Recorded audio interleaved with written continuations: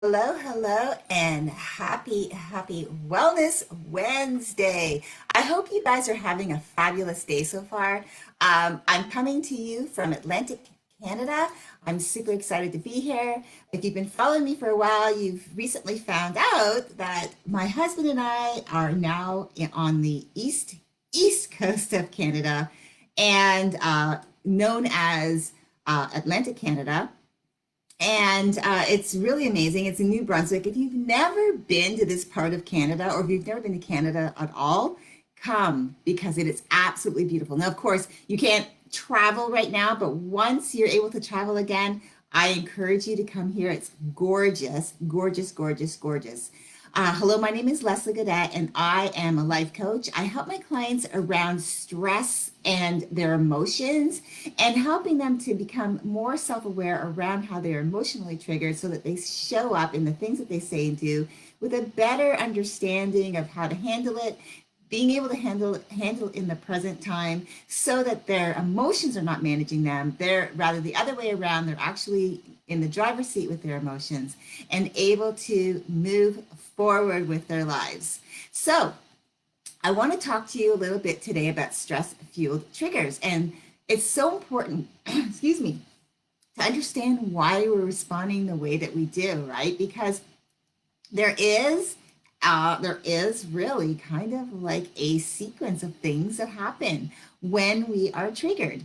And it's usually, of course, stress will fuel that trigger like crazy, which in turn we will like put a fire under the butt of your emotion. And whatever that trigger is, well, it just depends on what it is. It can get you going from 0 to 100 in a moment.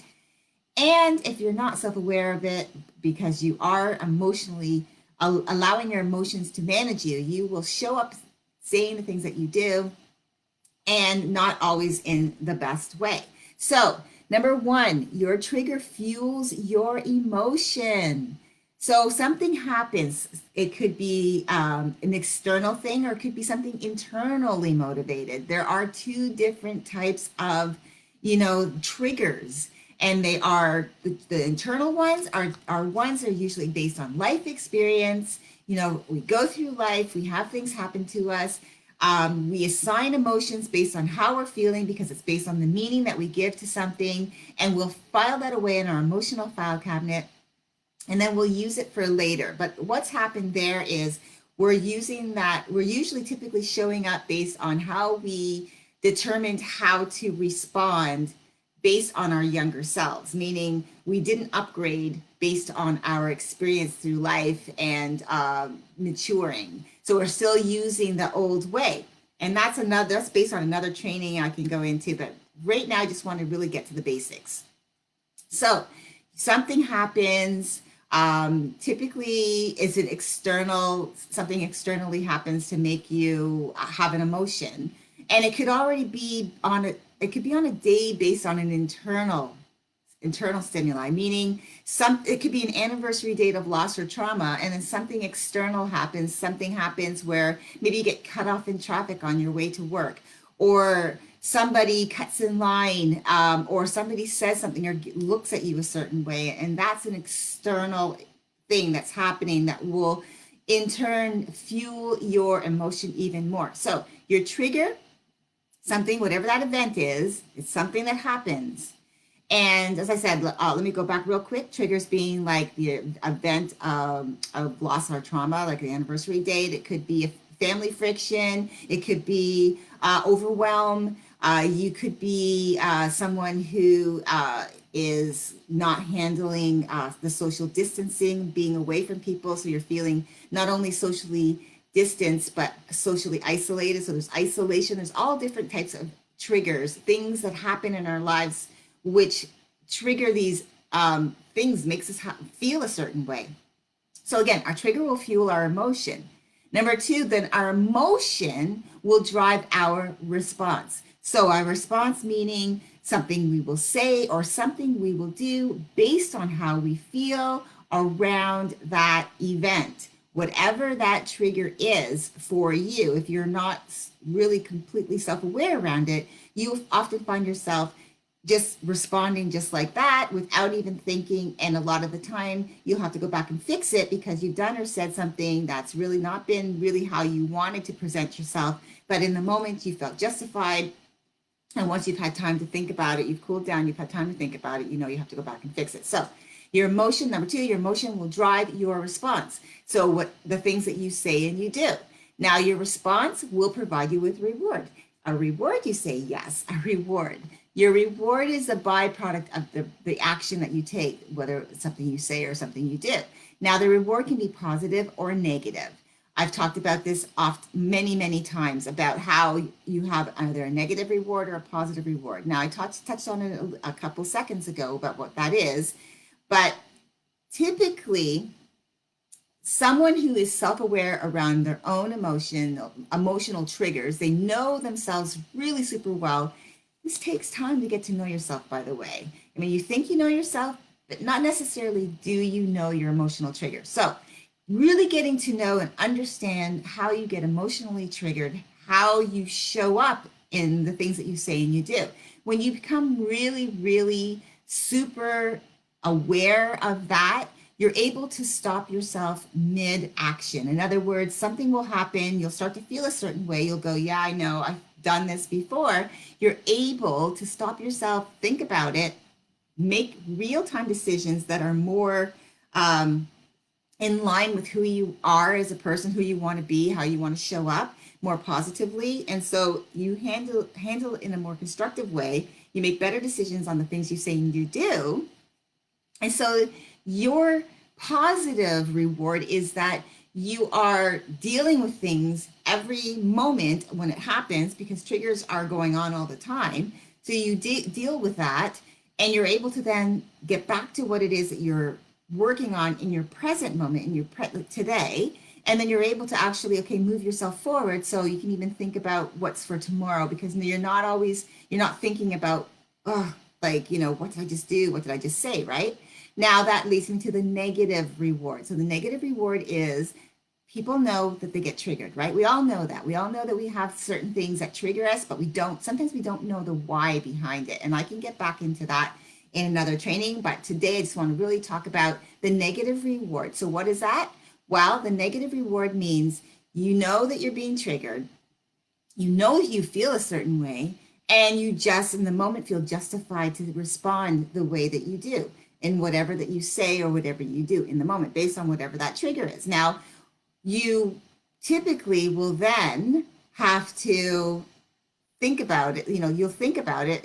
Time will pass by, obviously, as time does, but then you'll end up finding yourself thinking about it and regretting those actions that you took, the things that you said. And so you have to go back and you have to fix it through apologies or whatever it is that you have to do. And so what that negative reward is that you're having to now stop everything and go backwards and fix something that you did. So you're not in the present dealing with present stuff, and you're not moving forward because you're going back having to fix things. So the negative reward with that is if you have enough of those moments every single day, what is that doing? It's keeping you with one foot in the past, meaning having to go back and fix things multiple times a day. And so how can you be present in your daily life? And that can stress you out even more. And how can you even look forward? So that's what I mean by you've got number one, the trigger that fuels your emotion. Number two, you've got your emotion that drives your response. Number three, you've got your response that provides you with a reward. And number four, your reward is the byproduct of your response, the action that you take, whether it's something you say or you do, and it can either be negative or positive. So again, it's up to you about how you manage that. And there are ways for you to actually become more self-aware. There are steps that you can take.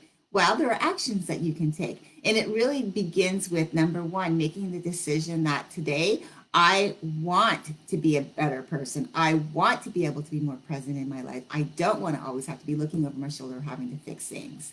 And that's what I do. I teach my clients to be self-aware in order to spot their triggers, their own triggers. I mean, yes, there's external triggers all the time. Things will externally motivate you to feel a certain way and to act a certain way if you allow your emotions to manage you. But then you also have your internal triggers. Those are, as I said, those are lifelong experiences that we have assigned meanings and emotions, and we filed those away in our filing cabinet, and we use those responses, those things, they come out. That's what we use to navigate our emotions most times. So I teach you to be self-aware around your own emotional triggers so you can spot them, so you can manage your emotions better, and you can be more aware of what's going on and stay in your present life. So that when you're emotionally triggered by something stressful, which in turn fuels your emotional response, you'll learn to make better decisions in the things you do and the things that you say. So I do have, that is what I do, is I come in and I help you through that, because I've been able to do that for myself, obviously, because that's where I started. I realized there was a journey I had to go on to get from the life that I was living before, the person that I was before, which wasn't a horrible person, don't get me wrong, but it's just the way I was allowing my emotions to manage me in order for me to get to that place where I could feel confident in being able to now deal head on right now, present moment time, and be able to help other people do the same thing. And I have managed to be able to do that. I have helped other people do this, go through this process, so that now they are understanding of their own triggers, their emotions, their responses, and their rewards, and that they take responsibility for it. Because again, not only do you, number one, have to make a decision to do it, but then number two, you have to take responsibility for when you do have an emotional response that maybe you're not so proud of. And you can also take you can also take um, get yourself celebrating those times when you do actually make better decisions in the things you say and you do. Because guess what? You got to celebrate your wins as well. You can't just go through life and just only look at the stuff that you did wrong. You should always also look at the things that you do right on a daily basis. So I hope that was helpful. Again, I just wanted to come to you real quick today, talk to you about stress fueled triggers, and also, just to let you know that this is something that we deal with, and every day. Our triggers are fueled by stress most of the time, and we do respond certain ways. And I wanted to give you the why we respond certain ways that we do. And another thing is just for you to know is, don't beat yourself up for being emotional, because we all are emotional. Our emotions are beautiful. It's just learning to allow ourselves to be in control of those emotions instead of the other way around. I hope that you have a wonderful day. Remember to navigate your day with an attitude of gratitude, because with the right attitude, you will be able to at least start to be self-aware around the things in your life, and maybe have a better handle on how you show up when something happens.